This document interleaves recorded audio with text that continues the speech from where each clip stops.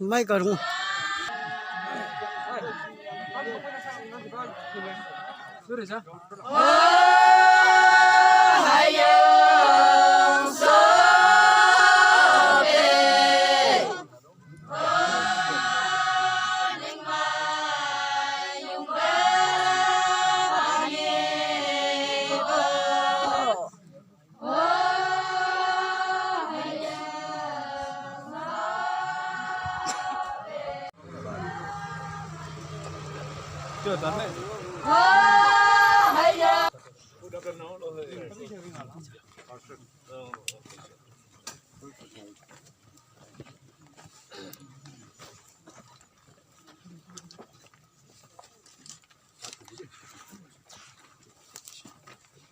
Honorable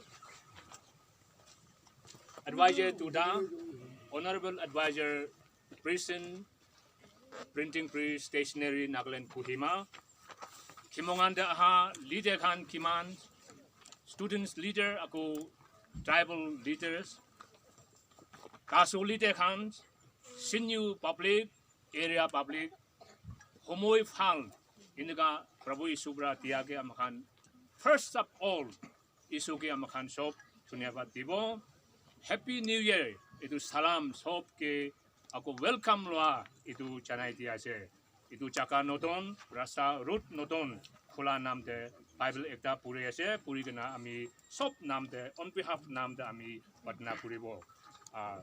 First Corinthians chapter 10 verse 31. Okay, no man, haya boy, yung ya boy, semen lampe leng ya boy, kong kembua kawang mekti siwa tamlak jingne lengdo. Bete bete abdi khan ki kore, ki khai, ki program riti kore, kutte chabola ase. First aki de do Prabhu Yesu ke dunia batti kana khabi, koribi, start koribi. Itu Bible laka koda bra amkan shop ke blessing pabo. On behalf nam de ami itu pathol titikет kuri kena patna kuri bo. Kadok wangtang semok nyuha ase lengbuba yungwan ba kawang nangepa bunyi 2021 13 January nang nyi mai pha tambujin nang te menyong pha bai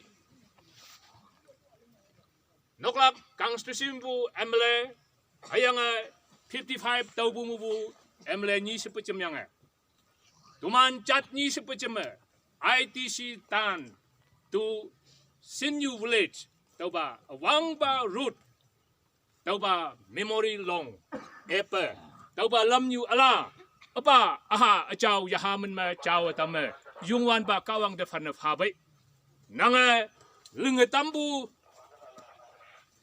advisor sab ni nang jinlo sangseu anglak public leader say nang jinlo sangseu angsi ayang teni akong wang bua semen lampim civilization jumai lam khau chat ni tumanta epu chana meng tam phau se tauba long tauba lamnyu ala root yungwan ba kawang de phan phai chao tame apa aha achao yahamen ma yungwan ba kawang de phan phai yup nang ki upa dewe se nang mong yo amen kawang moiman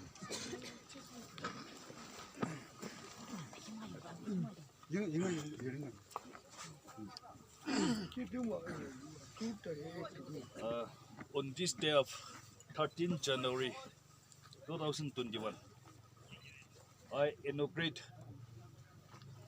this road from ITC Tan Pangsa of Nuklak district to Singyu village of Mun District. In presence of Honorable Advisor Dr. Sri Pongkao. In the name of our Almighty God.